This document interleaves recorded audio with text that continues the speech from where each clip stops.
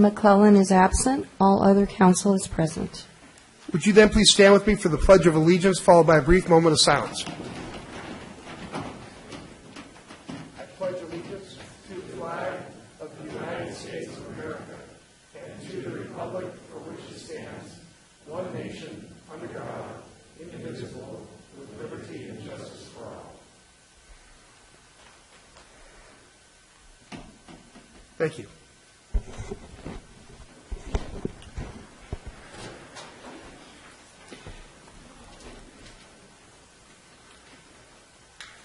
The city clerk posted orders of adjournment of the March 28th, 2017 meeting and the agenda of the April 11th, 2017 meeting in accordance with state law and council authority successor agency to the redevelopment agency policy.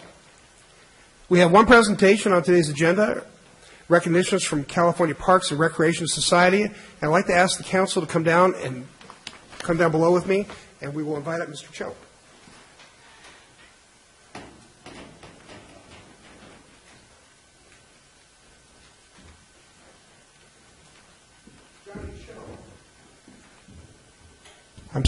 Johnny Cho is the District 12 President of the California Parks and Recreation Society, and he's here to give us a presentation.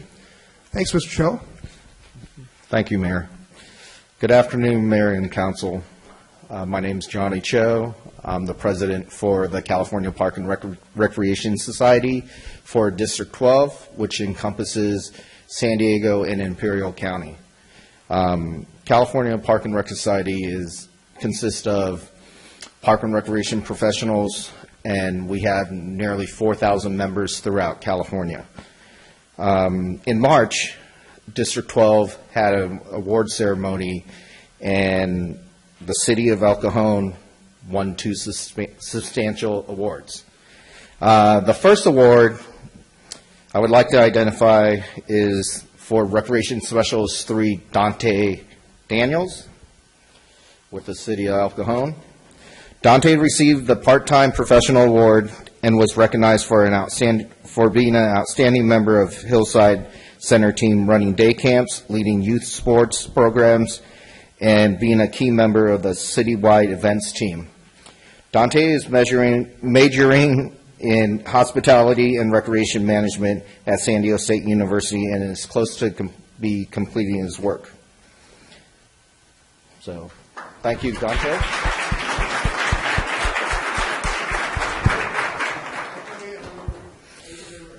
Yes. Let's get them all up here and then we'll have speeches. So the second award I would like to identify is for the Haunt Fest on Main, which received the Best Special Events Award in District 12. The special event by far received the most votes from the judges for the all-around awesomeness. With over 35,000 people attending the family-friendly event, it showed a diverse community coming together in celebration. Furthermore, it is important to recognize this as a city award and not just a recreation department award, because all departments played important roles in the success, especially the finance, fire, police, and public works department. Congratulations. Sarah Ramirez will accept on behalf of the Parks and Recreation Department. All right. Congratulations, both of you. Could you just say a couple of words? Oh, yes, of course. This is a really, really, really great experience. I've been working for the city of El Cajon for most of my adult life. I was a rec kid, and I've just really loved to be able to give back. I've really learned a lot working for the city of El Cajon Rec Department, and I'm really proud to be able to represent them in such a great way. So thank you guys for being here, and give me some claps. I appreciate it.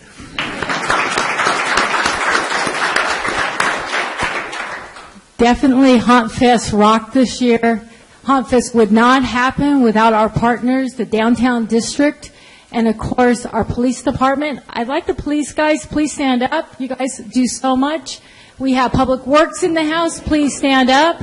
Can we please have the Deputy Director of Planning and the rest of we have more people here from Planning. Please stand up.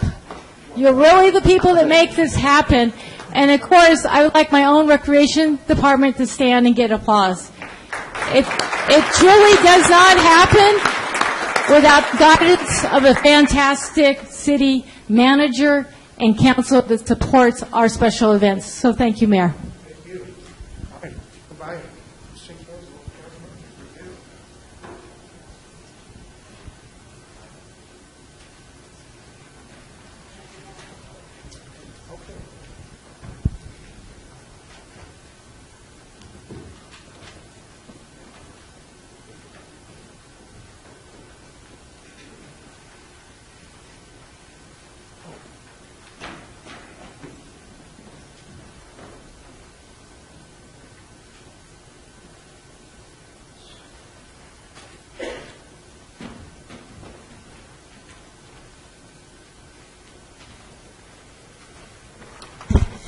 All right, that's fantastic. And I got to say, once again, our Parks and Recreation Department is second to none. We have a great Parks and Rec Department. We're on to agenda changes. Staff, do you have any agenda changes? Council, any agenda changes? Seeing none. That brings us to consent items. Consent items are routine matters enacted by one motion according to the recommendation listed below. With the concurrence of the City Council, a council member or person in attendance may request discussion of a consent item at this time. Council members, do you want to pull any consent items? Mr. Goebel. I'd like to pull 1.5. 1.5. Okay. Staff, do you want to pull any consent items? No. Linda, do we have any speaker cards on the consent items? We have no speaker cards under consent items. However, I would like to point out that we have presented the council and also a copy in our public binder, revised draft minutes under item 1.1. Thank you. I saw that and we all read that. Okay, let's go ahead and bring up item 1.5 and discuss that beforehand. Certainly. Mayor, members of the City Council, this item is being presented to the City Council seeking authorization for the city to enter into an agreement with Detail System Services for mobile car washing services. For a little bit of background information, the city washes approximately 2,100 vehicles per year. Most of those vehicles are police vehicles, and we currently rely on 2 storefront car washes to meet that demand of the city's car washing needs.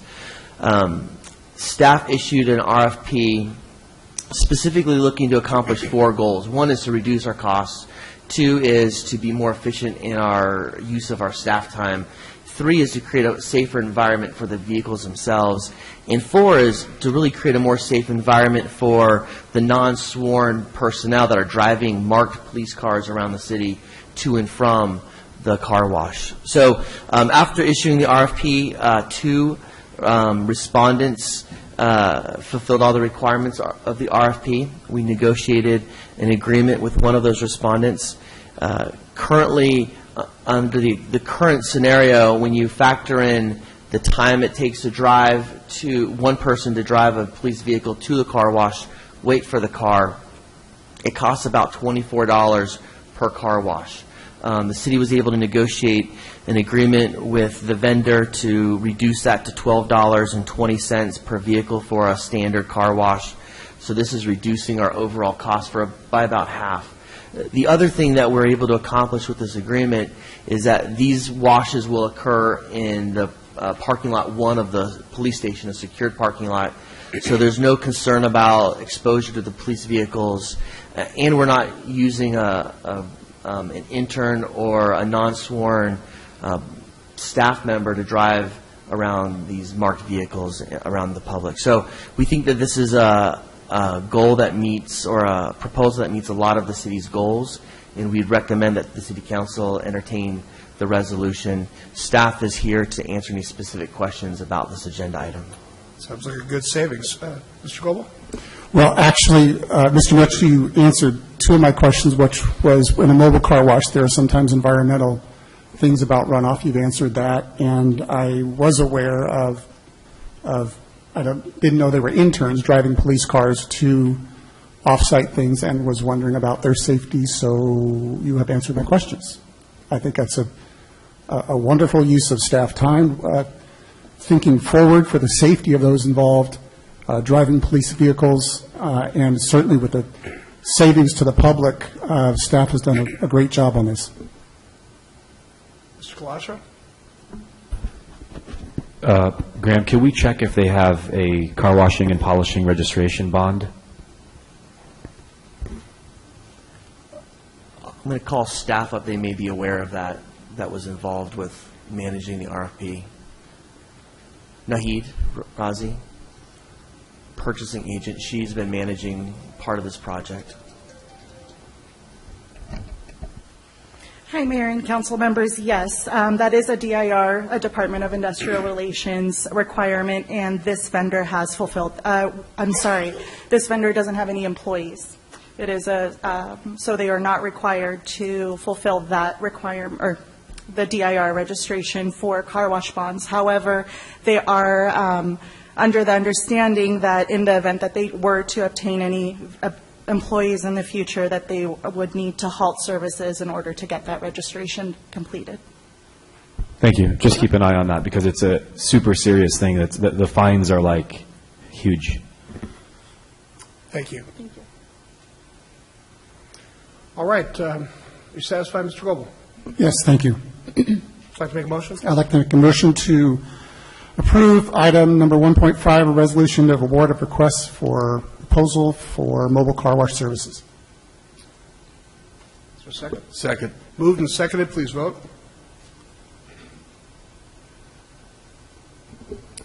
The motion carries by unanimous vote of those present, with Mayor Pro Tem McClellan absent. All right. Then I'd like to make a motion to approve the remainder of the consent items.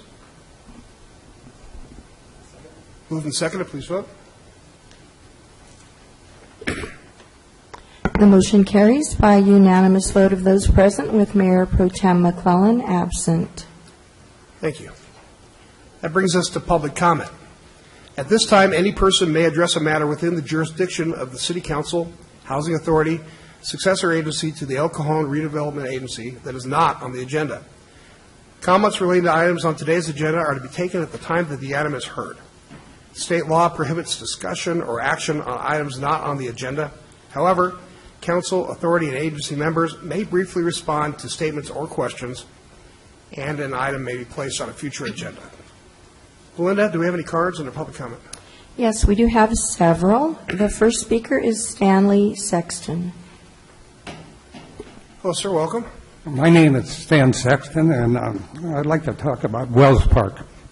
I'm concerned about the large amount of drug dealing, and there seems to be, in the last few months, a large amount of homeless encampments. And this is where we have 15, 20 people with carts and stuff blocking streets, blocking sidewalks, and all kinds of trash going everywhere, especially clothes thrown every which way. This is mainly in the area where normally the kids play soccer, do things like that. The other concern is also there's an awful lot of people sleeping in their cars outside on the street. And they're throwing trash out, clothes, all kinds of stuff, and they're changing clothes and urinating in the street. So you got people who are, and I'm saying naked in their mornings, and kids going to school, and women and children walking by. So something needs to be done. I know there's a problem with homeless, but when you get 15, 20 people with all these carts in one area, it's not good. And they're building makeshift tents and everything else. And I have pictures of some of this. So, Well, thanks for coming. First off, I think you're exactly right. Just a few weeks ago, we directed staff to come back with a plan to clean up Wells Park. We're in the process of that, and I think within the next few months you'll see a significant improvement. But thanks for bringing it to our attention. I'd also like to say I did notice this last weekend, a great response from the police department about a drug thing going on where 7 police cars responded, which surprised me, but I was glad to see that. Yeah, the park's for the kids, and we got to keep it clean. Thanks for coming up. I appreciate it. Lena Dewey.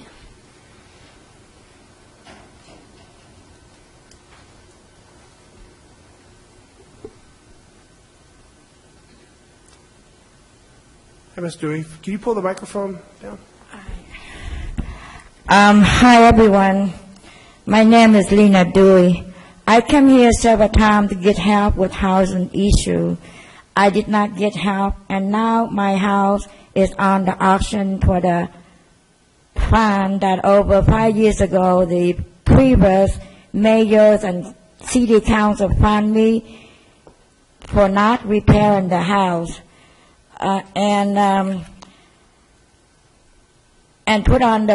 put the fine on my property tax.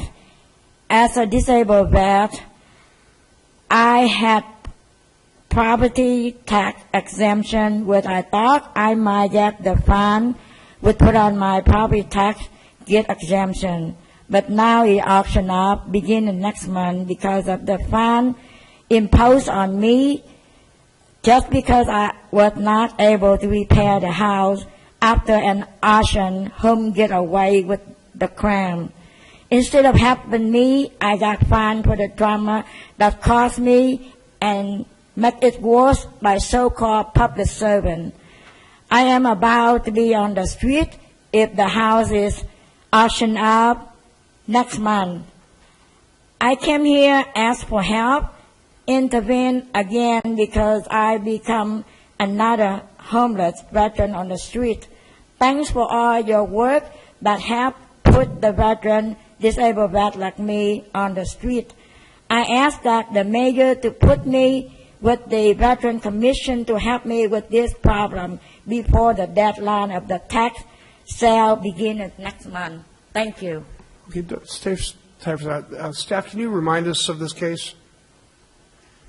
Thank you, Mayor and Council. You might remember back in January, Ms. Dewey came before the City Council and discussed the same issue, that the assessment that was placed on her tax roll for the civil penalties back approximately 5 years earlier was an issue for her. And I think the City Manager, Mr. Wilford, had indicated to the City Council that my office would come back to you in due time to provide a report and an update about that. We will do that at our next meeting in April. We are aware of the fact that this property, after 5 years, that all properties that have delinquencies will go to a tax sale, and this house is on that list. So by the 25th, we'll have some options or discussion for you. Ms. Dewey, I'm asking if you could please contact my office, and I can get you that number if you come by over here after the meeting or in the middle of the meeting, and perhaps we can have a discussion about what ways we might be able to assist, or at least present to the City Council so you can decide how much assistance you believe is necessary to help her in this matter. So you're going to set up a meeting with her at this point? Yeah, I hope that she can contact me so that we can set up a time in the next week or so to talk about, to meet together with her representatives and see if we can at least have an understanding of what the problem is, and if there's a way to help her, we will. Ma'am, would you just meet with the city clerk so you can get the attorney's phone number, come and see him this week, and then at our next city council meeting, you should probably be here too so we can discuss the case. Thank you very much. Thank you. I hope it all works out. Go ahead and talk to our city clerk so she can get you the phone number of the person you need to call.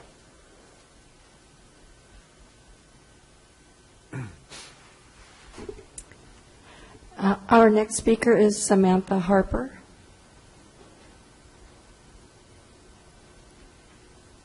Hello, Samantha. Honorable Bill Wells and Council Can you pull up the microphone a little bit there? I've got higher heels on today. Honorable Bill Wells and City Council members, I am Samantha Harper, your 2016 Miss El Cajon. I'd like to start out by saying how much the Miss El Cajon Scholarship Association Committee and the young women of the City of El Cajon appreciate the trust and support you and the City Council has placed in the Miss El Cajon Scholarship. What it has meant to me by being an ambassador of a wonderful city of El Cajon, over the past year is speechless. From being a person selling opportunity tickets out on the promenade during the summer concerts on Fridays, to being a role model to any little girl wandering around playing at any event we have been to. This past year, my favorite event has been also the Haunt Fest. Not only is it my birthday celebration, but it is also an honor being able to hand out candy and volunteer in my community as the Miss El Cajon. This past August, I represented the city of El Cajon at the Miss California pageant, and it was honored 4th runner-up.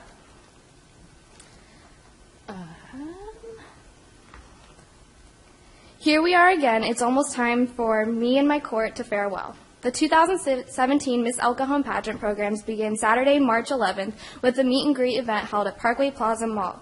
Play ball is the theme for this year's pageant. Over the past few years, you might know that we have had over 5 people go into the MLB. Therefore, we also hosted the World Baseball Classic here at Petco Park this year, so I took the honor of having the theme become baseball. Over 20 excited young women signed up to participate in this year's workshop. The next 4 weeks, the young women will be taking part in personal development workshops, preparing for scholarship pageant, which will be held Saturday, April 15, 2017, at Greenfield Middle School. The onstage production will start at 4 p.m. at Greenfield Middle School and will feature many of El Cajon's finest young women, each striving to be her best to earn the honor of serving as ambassador for their city during the next 12 months. We cordially invite you, the council members, and your guests to attend the pageant. Tickets will be able to be picked up at will call desk for you. Again, we thank you for your continued support of this program. I will never forget this year filled with friendship, love, and the joy and blessings the serving other has brought to me and my court. Thank you for letting me be your ambassador of the 2016 Miss El Cajon. Thank you. Thank you. Have you enjoyed it? I have. It's very bittersweet. We have had such an amazing year with every event, Americon, Main Street Haunt Fest, the concerts on the promenade, going to business grand openings, and just seeing how happy it makes everyone, and just feels truly honored to be such an ambassador and a role model. And next fall, I will be hopefully transferring to Cal State Fullerton, majoring in communications with an emphasis in TFM. So hopefully one day you guys will see me on ESPN as a baseball broadcaster. Did you say TFM? So TV, film, and media. Oh, okay. Yes.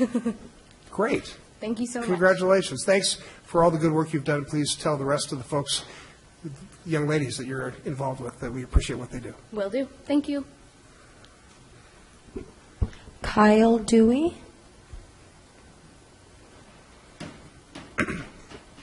Hello, Mr. Dewey. Hello. Welcome. Good afternoon, Mayor, council members. My name is Kyle Dewey, 28 years old, Marine Corps veteran.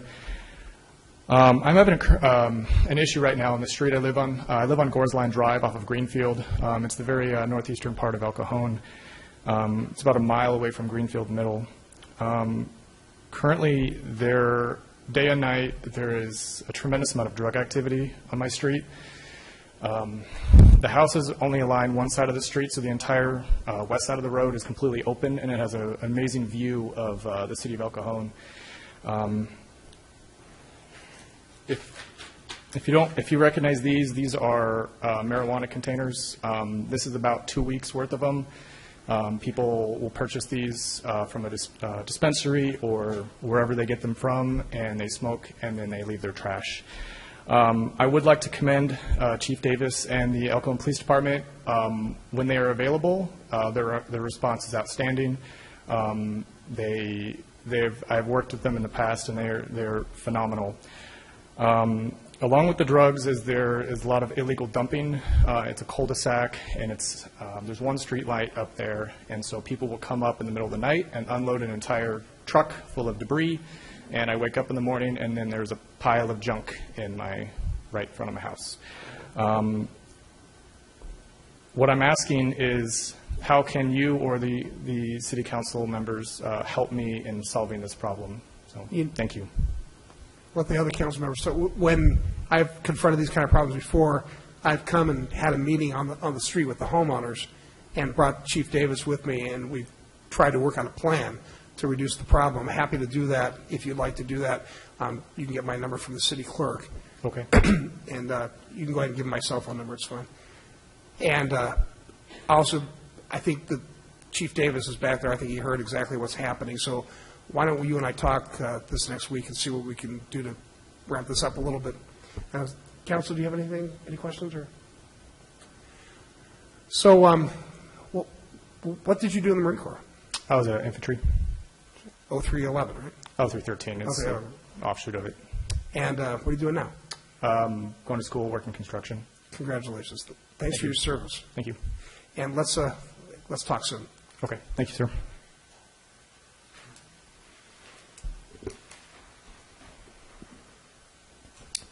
Robert Clark.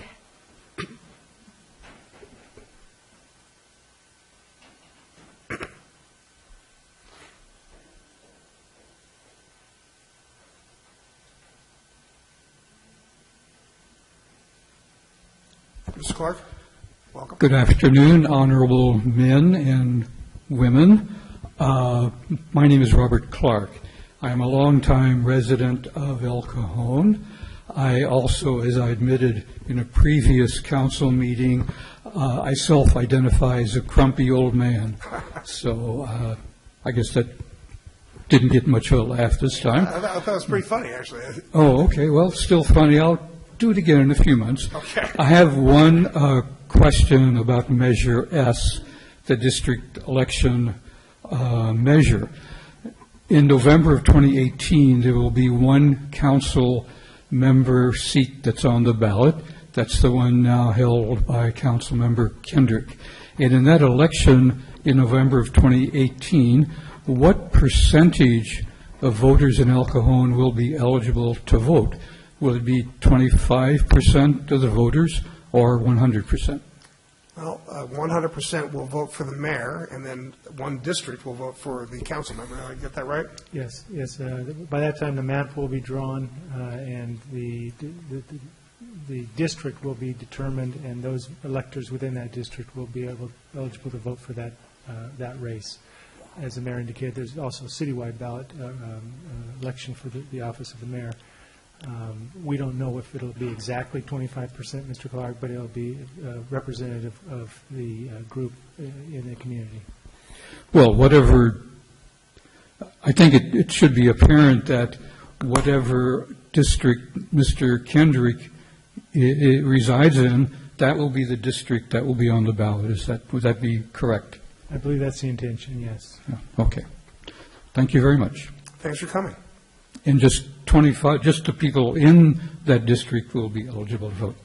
Thank you very much. I have no more cards under public comment. Thanks very much. All right, there are no written communications. Item 3.1 is a public hearing for consideration of a fee adjustment for the Transportation Uniform Mitigation Fee Program. Staff, would you please explain this to us? Oh, hi, Dennis. Welcome. Thank you, Mayor and City Council. The RTCIP fee was established in 2004 as part of the Transnet ordinance that was passed countywide. The ordinance itself established a half-cent sales tax that is used for transportation projects. Currently, the City of El Cajon receives a little over $2 million annually for road work, and we've got some of our work going on right now that's using the Transnet money, so we rely on for road improvements. The fee itself is a mitigation to offset congestion from new development, and it's important to note that this fee is countywide. It's not just something here in El Cajon. This fee is adopted by every city. If you want to receive Transnet monies, you have to follow the program, and this fee is part of the program. So if we didn't have a fee, we wouldn't receive Transnet monies. The other thing that's important to note is this fee adjustment, this 2% that we're asking you guys to approve today, is part of the ordinance. It's an annual thing, and the minimum adjustment is 2%. And so it's something that we do on an annual basis. The new fee will go into effect on July 1st. Any questions? Yeah, Council, you have any questions of Dennis? Thank you, Dennis. Thanks. All I'd like to open up the public hearing and ask Belinda if we have any speaker cards. No cards on this item. Then I will make a motion to close the public hearing. Second. Moved and seconded, please vote. The motion carries by unanimous vote of those present, with Mayor Pro Tem McClellan absent. Council, I'll leave it with you. Thoughts? Make a motion? Mr. Mayor, I'm not a fan of fees on housing developments. I think that just increases the cost of a house, but it seems in this case it is mandated upon us if we want that $2 million each year, and it's a $48 increase. That's what it sounds like, and although I'm not a fan of fees, I am a fan of getting $2 million for our roads. And on top of that, it's an agreement that we agreed to quite a while ago. So I'm with you, though. I think anything we can do to reduce the cost of new housing would be better. Would you like to make a motion? I make the motion that we approve item 3.1, the consideration of a fee adjustment for the Transportation Uniform Mitigation Fee Program. Second. Moved and seconded, please vote. The motion carries by unanimous vote of those present, with Mayor Pro Tem McClellan absent. There are no administrative reports and no commissioner reports. Item 6.1 is my activities report, which is as reported. And item 6.2 is a legislative report. I wanted to give you an update on SB 54. On February 14, 2017, the City Council adopted its opposed position on SB 54. Since then, the bill has undergone some changes that are important to note. Due to the opposition this bill faced, particularly from the California Chiefs Association, Senate Pro Tem President Kevin De Leon made amendments to his bill from its original language. These included the following.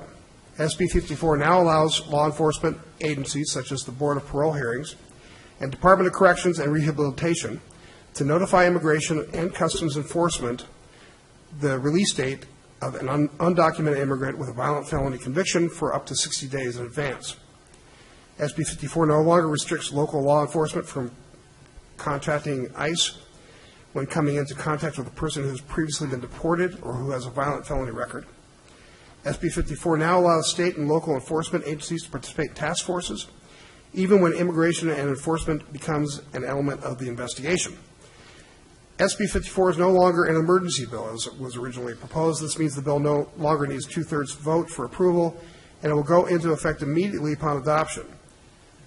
But, it will not go into effect immediately upon adoption, but it will go into effect January 1st of 2018. With these amendments, SB 54 was approved by the State Senate on Monday, April 3rd, with a vote of 27 to 12, which is directly along party lines.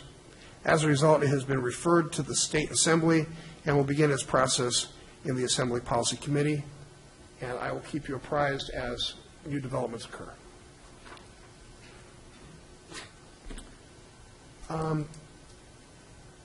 We are now at the reports of the council members. Councilmember Kendrick. Well, as reported, with one exception, I was invited yesterday by Santee Mayor John Minto to speak regarding City of El Cajon's deemed approved ordinance, and that is probably the toughest anti-alcohol ordinance in the state of California. It's been so successful, it has reduced the arrest of minors with alcohol by 93%, and also reduced arrests of drunken public by about 30%. So it's just a really, really successful ordinance. And we've had inquiries from all over the United States to get copies of our ordinance. Well, Mayor Minto asked me to go and speak about the success of the El Cajon ordinance and about adoption in Santee, which I think would be really great because the kids don't stop at the city limits when they go buy the alcohol. So the symposium went extremely well. We answered a lot of questions, and I wouldn't be surprised if Santee is the second city in the county to adopt this very strict ordinance that discourages children from buying alcohol, and it also discourages serial inebriates from buying alcohol. Councilmember Kendrick has championed this cause from the very beginning, and he's our resident expert. Well done. Mr. Colosio? They are as I've reported them. Okay. And, hold on. Oh, 9.2, that's yours. We're going to introduce that one? Thank you. As you know, the Pledge of Allegiance is an obligation. It's a sign of patriotism for our country. And my recommendation was that we alternate leading the Pledge of Allegiance like some cities and water districts and school boards. And I read the policy and procedures here, or the code, and I know it's tradition that the mayor leads it, but there's nothing in there that says no one else could. And I just want to let you know that if you didn't want to lead it, that's okay. I just want to express my interest in that. I would want to, and I would be honored if we alternated.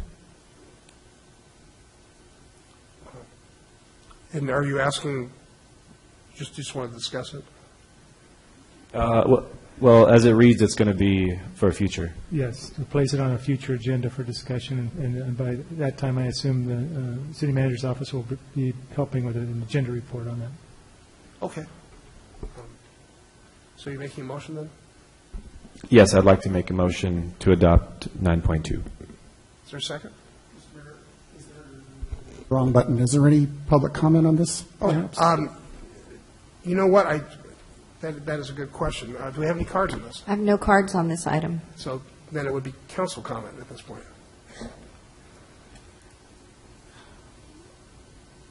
I come back to what's good for the people, what's good for the people. And I'm not a fan of limiting a council member to one item per quarter for an agenda on his own, because I think it silences the people. And if this were the one item, that would be it for the quarter. So I'm not a fan of that thing. As I've talked before, though, I think with that freedom of bringing things on the agenda comes responsibility. And I think here it is on the agenda, and we've probably spent an hour of staff time combined to get this on the agenda, so that's cost some money. We've got people here with the city on the payroll today, so that's cost staff time.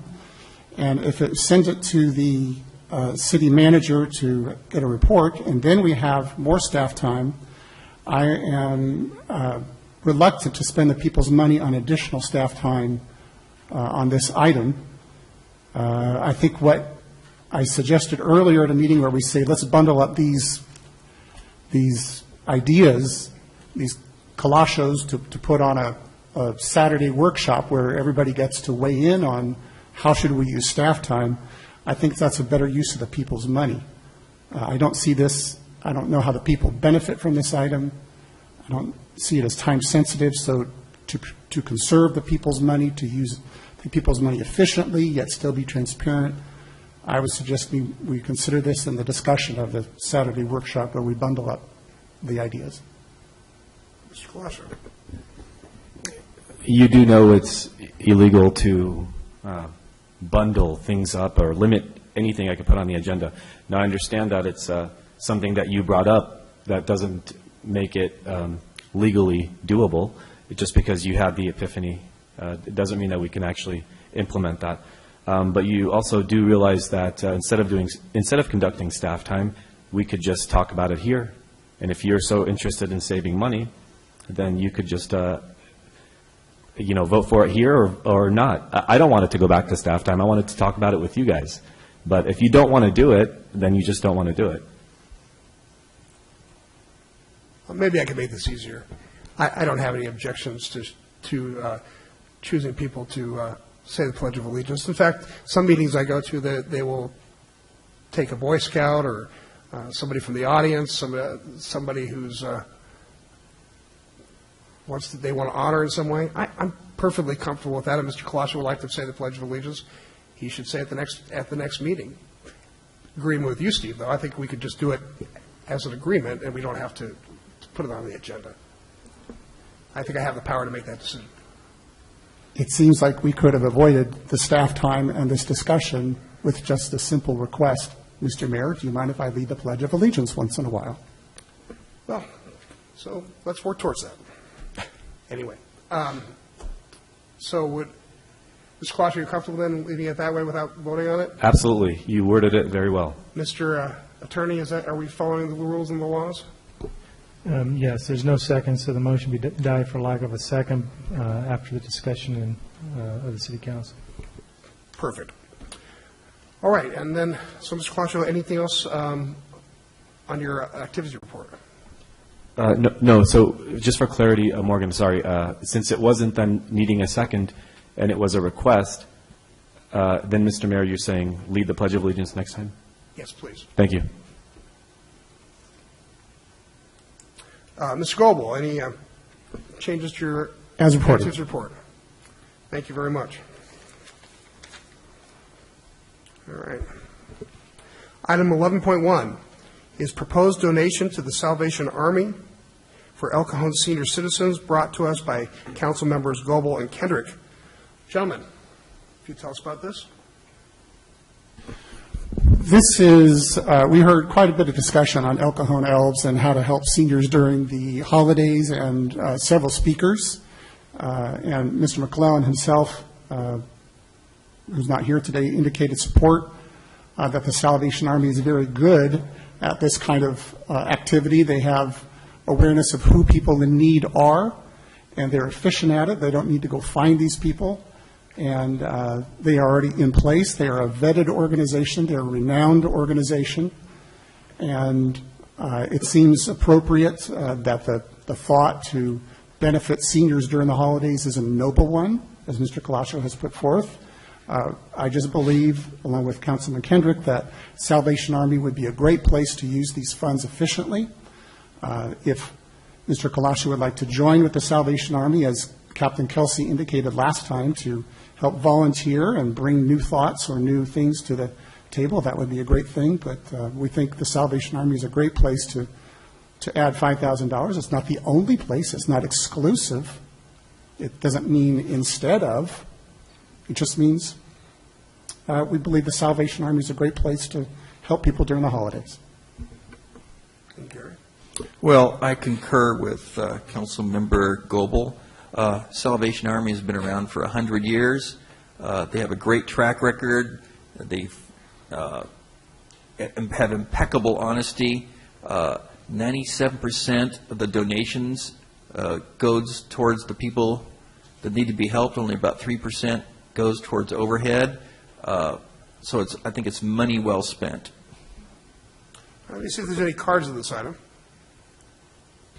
Yes, I have one card from Bonnie Price.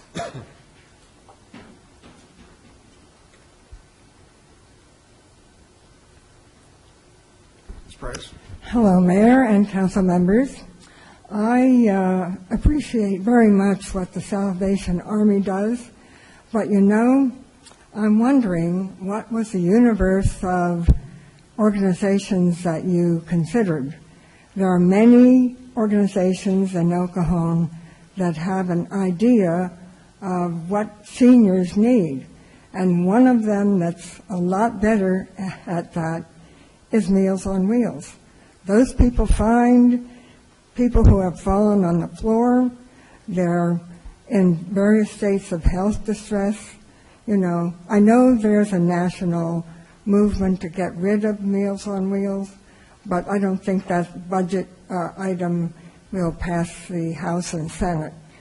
So I would suggest that you consider the universe of organizations that really know what's happening with people in their homes, and consider Meals on Wheels in place of Salvation Army. Because Salvation Army is a very good organization. I don't disparage that at all. But please consider Meals on Wheels. Just to clarify, I believe that we're giving about $15,000 from CDBG community block grant money to Meals on Wheels anyway, and I'm a big fan of Meals on Wheels. Okay.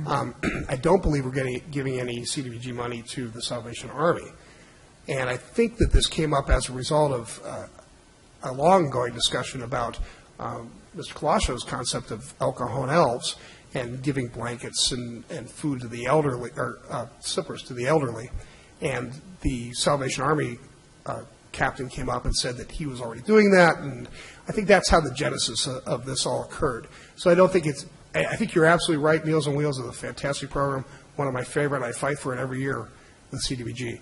But I think that's kind of how we got to this place. Okay, well, if Meals on Wheels would have been here, had they known, then they may have gotten the money, right? Well, yeah, like I said, we're already giving them $15,000 a year, so. 15? 15, yeah. Oh. So yes. thank you. Yeah, Bonnie, thank you for coming. I agree with you that Meals on Wheels is an absolutely wonderful organization, because a lot of people don't know that as far as helping people, they not only provide them with meals, but sometimes they're the only people that an elderly person sees all day or maybe even all week. And they check in on them. Sometimes they sit down, they talk with them for 20 minutes because some of these people are really lonely. So I agree with you. It's a wonderful organization. That's why we give them that $15,000 a year. Okay.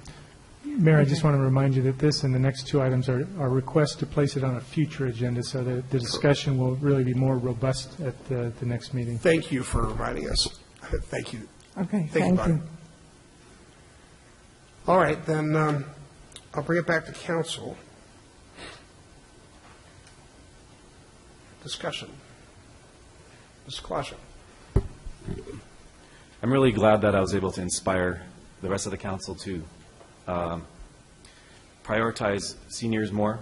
I know I was trying to find a time when Gary talked about seniors. I couldn't find one. Maybe you can point me to one. And I do have some questions for Steve. Is the Salvation Army a nonprofit? Why are you asking me this question? I'm wondering if you know if it's a nonprofit or not. I would assume it's a nonprofit organization. And so these would be public funds that you're requesting for donation? These would be public funds that I'm requesting for a donation. On March 28th, you said, and I quote, "I believe I need these answers to these questions when we talked about the El Cajon Elves. Who will be on the board of the directors of this nonprofit? Who will be the corporation's officers? Have the directors or officers filed for bankruptcy in the past 7 years? Have any of the directors or officers been subject to regulatory actions in the past 7 years?" You go on to say, have any of the officers or directors been involved in litigation in the past 7 years? And until we know the answers to these questions, I'm not sure we know the organization can fulfill its purpose, and I won't be sure that the public's investment will be a good one. Now, I say that to say that the same answers, if you want to apply them to a nonprofit that we wanted to start, could be applied here, and we would need the same answers brought before us. And I say that while understanding the Salvation Army is a national and great organization with legitimate ties that date back ad nauseum. But every chapter is different, and they do things a little bit different. And the elderly program that they have here, I want to give you an example. It's like after-school programs for schools. You can have an after-school program where it's just geared towards sports. And then you can have an after-school program that's geared towards arts or reading. So you have to know exactly where this money is going. So these are some of the questions that you brought up that I'm just bringing back to you at a discussion that we had about El Cajon Elves. I would like to remind you both that this is just to put it on a future agenda, and that we'll have representatives from the Salvation Army here if we chose to put it on that future agenda. Understood.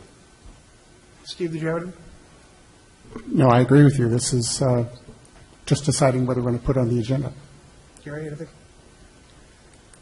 I think we're ready for a vote here. And why don't you go ahead and make a motion Then I'll move that we put the proposed donation to the Salvation Army for El Cajon senior citizens on next meeting's agenda. I'll second that. All right, please vote.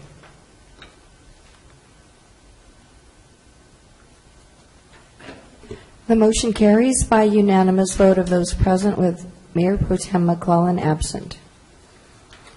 All right. Item 11.2 is also brought to us by Council Members Goebel and Kendrick. It's a resolution affirming the value, contribution, and importance of Casa El Cajon. And Steve, would you like to tell us about this item? Last meeting in a video about the El Cajonels, people were asked their opinion on the proposal, and at the end of each interview, those people were asked, do they know, have they heard of it, CASA and the El Cajon Collaborative? I co-sponsored this resolution because I wanted a different voice to be heard. I didn't want the public to not know if there was a different opinion from the council besides the one that was reflected regarding CASA, El Cajon Collaborative, and the respective leaders, Dana Stevens and Carol Lewis. The comments that I heard in the video were regrettable. And I believe as public officials, we're bound to say something that we regret sometimes. We wish we wouldn't have said, and we hope that the public will give us grace to judge our comments on the totality of our actions in our lives and give us grace where appropriate. In this case, my voice is to say that I affirm the work that CASA Neighborhoods and El Cajon Collaborative, the work that Dana Stevens does, the work Carol Lewis does, based on their work and their contribution to the community. And I want to affirm them and appreciate them for the value they and their staff provide to those less fortunate in our city. So I have heard of CASA. I have heard of El Cajon Collaborative. So have the 800 to 900 people each month in unique visitors to the website. And certainly the people who benefit from CASA Neighborhoods and El Cajon Collaborative have heard of them. So I am proud to co-sponsor this with Councilman Kendrick to be a voice to say we affirm and appreciate your contributions and your work to the city. Mr. Kendrick? Well, I certainly echo Councilman Goebel's feelings. I think it's really important that we honor those people that work really hard to help those less fortunate. And CASA, in particular, has worked so hard over the last 15 years to help us craft cutting-edge ordinances that have been adopted statewide regarding protecting children from tobacco, protecting children from alcohol, and they have hundreds and hundreds of people that volunteer to do alcohol and tobacco stings, helping people. And El Cajon Collaborative, they even help battered women. All these volunteers, it's hundreds of volunteers, I think, that need to know that they are appreciated by the El Cajon City Council. And I know that some of these people were rather shocked at some of the comments that were made, and it's important that they don't think that this council thinks anything bad of them, that they are just wonderful people, and it encourages what this city really needs is people to volunteer and help those less fortunate. Is there any cards on this item? I have one card from Bonnie Price.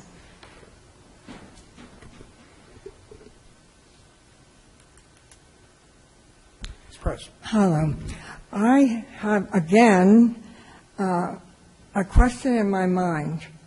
What is the process by which you choose an organization to get recognition?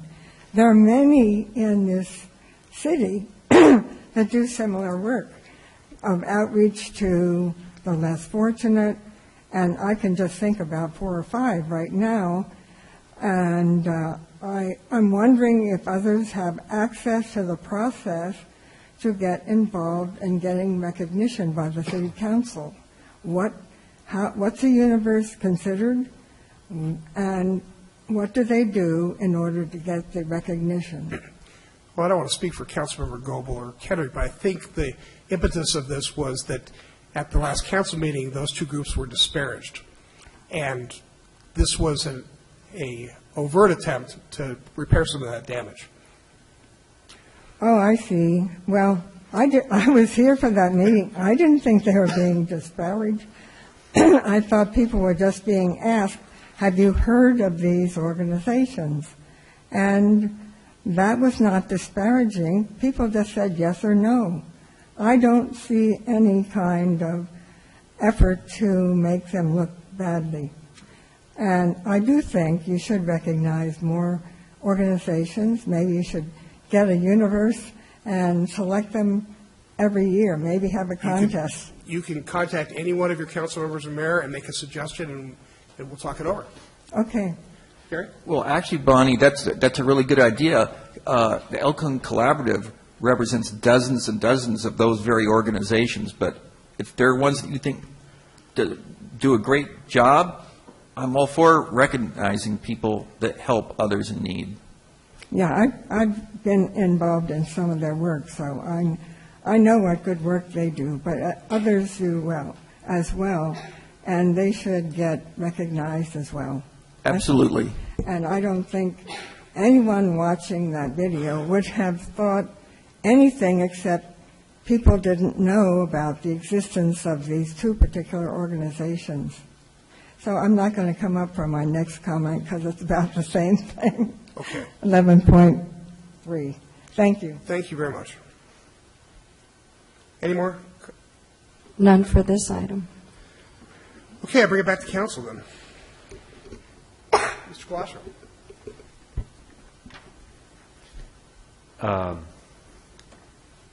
If Councilman Goebel is so worried about staff time and what's good for the people, this is probably something that you could have just made a request for also, and we wouldn't have to send it back to staff time. Now, I'm not opposed to the idea because it was, after all, my video which shed light on these organizations, and I want them to be more successful.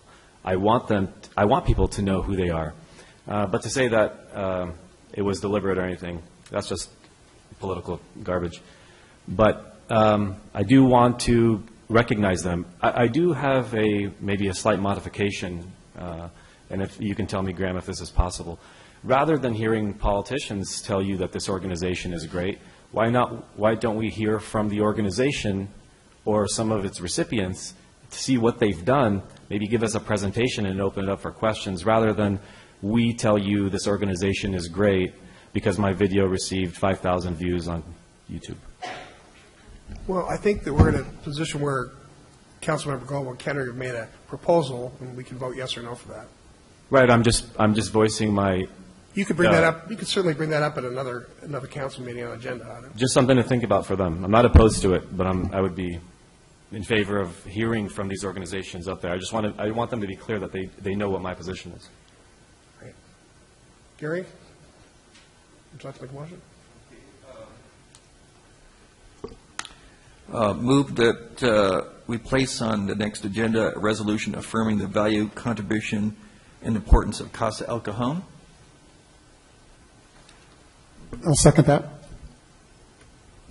Moved and seconded, please vote. The motion carries by unanimous vote of those present, with Mayor Pro Tem McClellan absent. Okay. Item 11.3 is a resolution affirming the value, contribution, and importance of the El Cajon Collaborative. And I think this pretty much speaks for itself. Very similar to the last one, but go ahead. Same thing unless there's public comment. Anything, Gary? No. I'll pass. It's the same. Okay, then I'll make a motion that. Before you do that, we have to ask for speaker cards. Okay. And do you have any speaker cards? I do have one card, yes. Thank Yes, you. please call. Bonnie Price. And she's made her point, same point, right? Thank you very much. All right, then I'll bring it to the council. Mr. Colosio, did you want to speak? No, okay. Same comment. All right, so go ahead and make a motion then. Make a motion to approve item 11.3, a resolution affirming the value, contribution, and importance of the El Cajon Collaborative, to put on the April 25th agenda. Second. Moved and seconded, please vote. The motion carries by unanimous vote of those present, with Mayor Pro Tem McClellan absent. All right, there are no general information items and no reading of ordinances today. There are no closed session items, So this brings us to the adjournment of the regular joint meeting of the El Cajon City Council, El Cajon Housing Authority, successor agency to the El Cajon Redevelopment Agency, held this 11th day of April 2017, which is adjourned till Tuesday, April 25th, 2017 at 3 o'clock p.m. Thank you.